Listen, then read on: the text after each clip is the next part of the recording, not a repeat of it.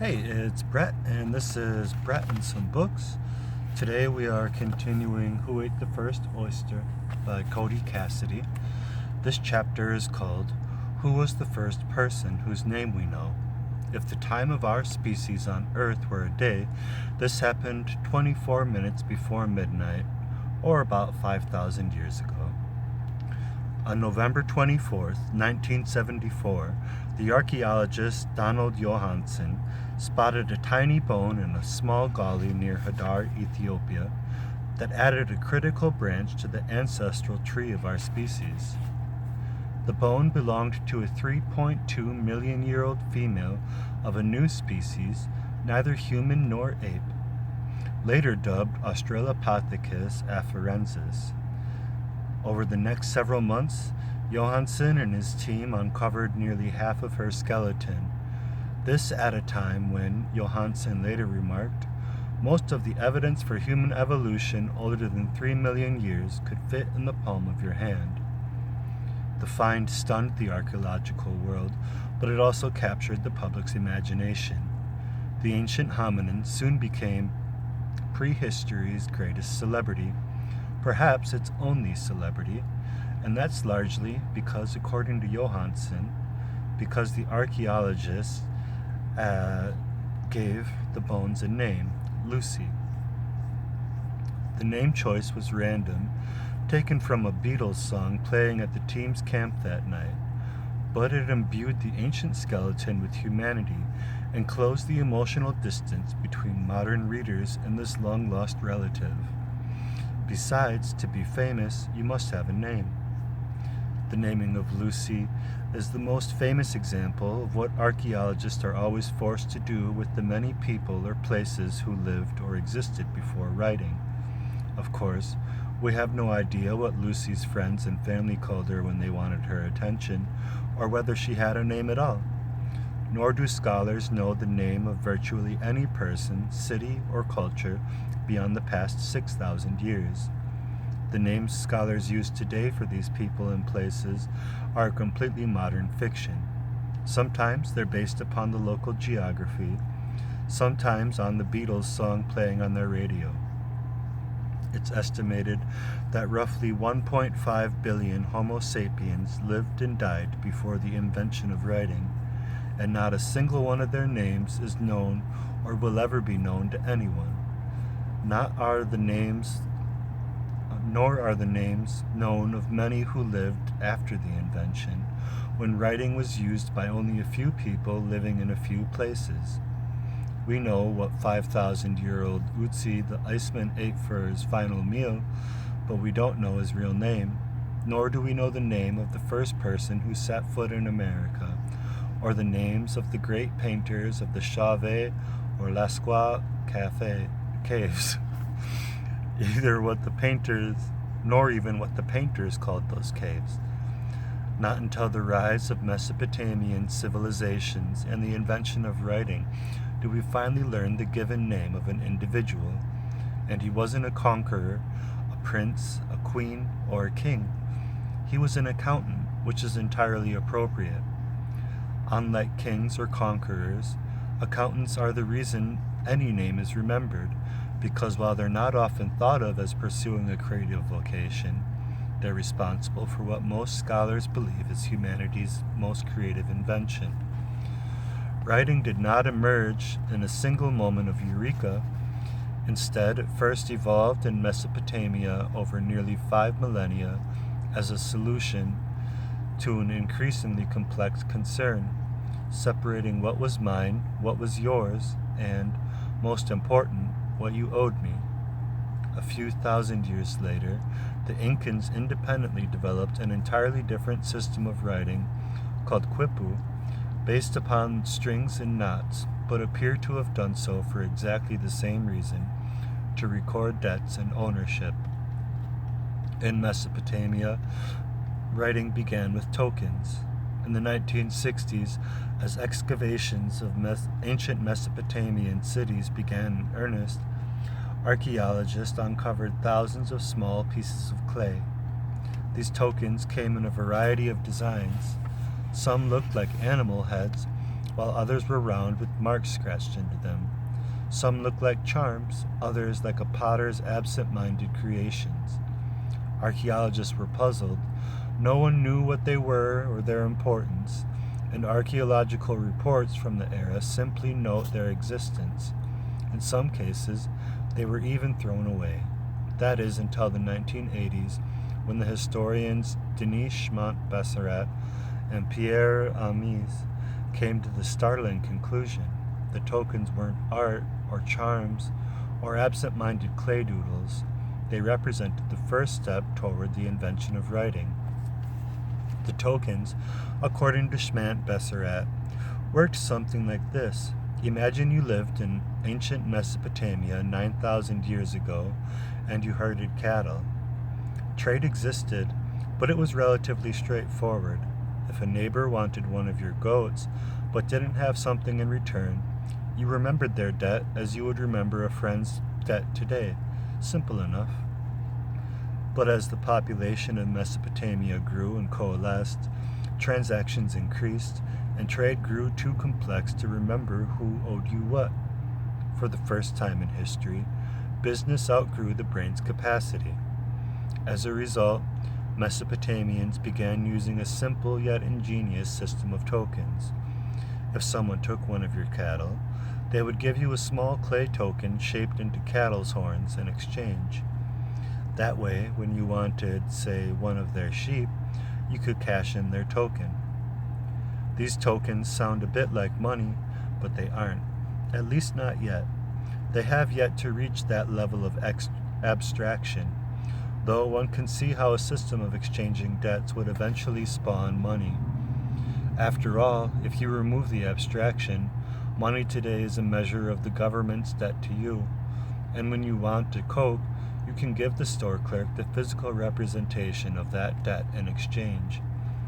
As trade grew in its complexity, a system of scattered tokens grew untenable, and beginning approximately 6,000 years ago, Mesopotamian traders began sealing the tokens into hollow clay balls. These clay balls seem to have functioned as the world's first filing cabinets, allowing different transactions to be compartmentalized from one another. But filing cabinets require labels, and so herders impress the image of the tokens onto the outside of the clay balls. This seemingly simple and obvious step actually represents... Hi, how are you, flower? Should we get back to the reading? Maybe? Okay. You remember where we left off? I don't.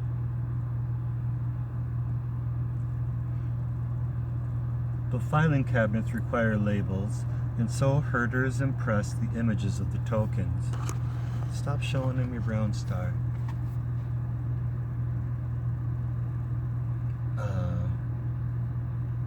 This seemingly simple and obvious step actually represents an important middle ground between physical representations and abstract symbols. Of course, a drawer of jumbled balls is no way to run a business, and Mesopotamians again transitioned to a higher level of symbolism. They began... flower, you can be part of it now. Okay.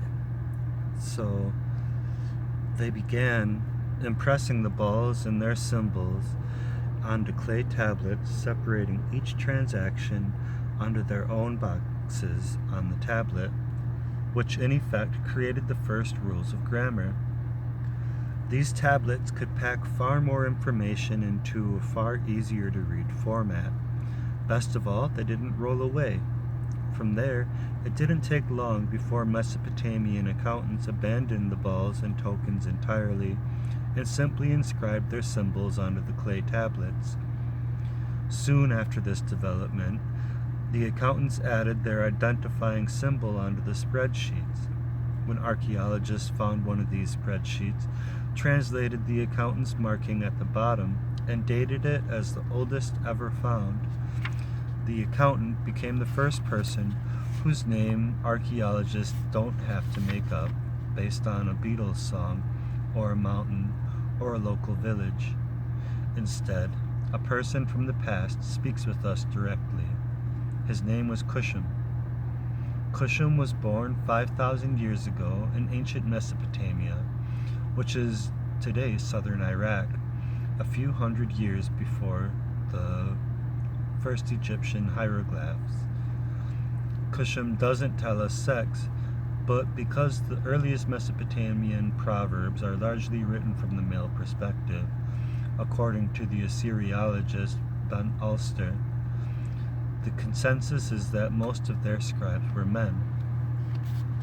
Kushum lived along the banks of the Euphrates River just north of the Persian Gulf, where the Euphrates and the Tigris nearly converge before they pour into the Red Sea. The two rivers brought with them fertile soil into the valleys, and their ancient paths and periodic floods formed some of the most productive agricultural plains in the world. These lands and the crops they've hosted fed some of the first great cities, including the largest in the world at the time, Uruk, where Kushum lived. Uruk packed an estimated 50,000 people into dense mud brick housing and served as a trade hub throughout the Mesopotamian region. The city had an aristocracy, large temples that distributed grain and beer, and schools that taught a remarkably homogeneous curriculum. Archaeologists have found 165 separate copies of the same writing assignment spread out over 1,000 years. It's called the List of Professions, and it was sort of a standardized test in Mesopotamian schools, passed down among scribal school teachers for a period of time nearly 3 times as long as the United States has existed. Kushum's literacy suggested he attended one of these schools, which in turn suggests he wasn't born enslaved. This already puts him in an exclusive group in Uruk. Enslaved people formed a significant fraction of the population and a bulk of the workforce.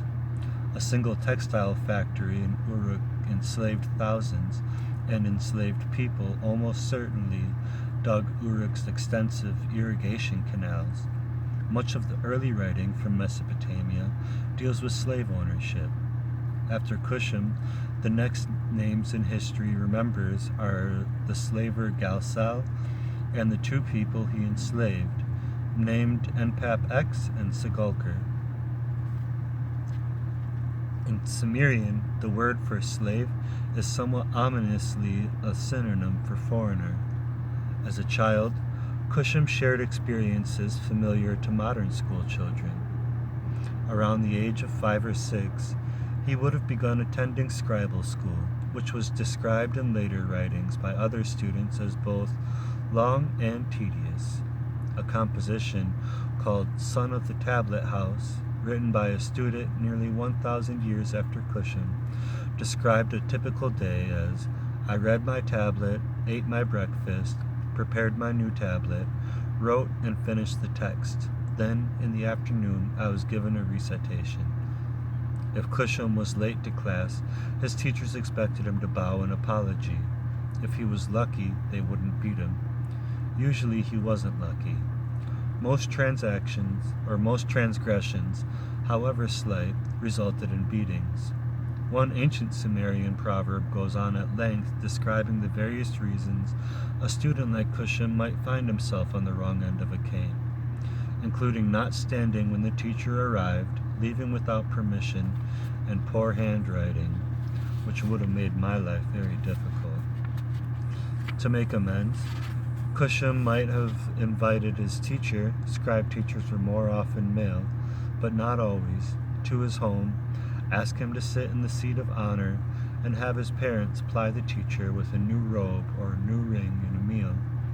If the teacher deemed the apology and or bribe sufficient, he might, according to Son of the Tablet House, say something like, "Since you did not show disrespect for my words, did not ignore them, you will climb to the top of the scribal arts." May you be the leader among your brothers and among your friends. You have accomplished your duties as a pupil. You are now a cultured man. In school, Kushum learned to make his own clay tablets and bake them in the sun. Archaeologists occasionally find ancient stacks of blank tablets, which they assume represent early class assignments for students like Kushum. Clay tablets, once dried in the sun, are virtually indestructible, which is how archaeologists today have been able to draw such a clear picture of daily life, and particularly the classwork in Uruk. To learn to write, Kushum learned to copy sign elements like the modern student practicing the letter E. By tracing the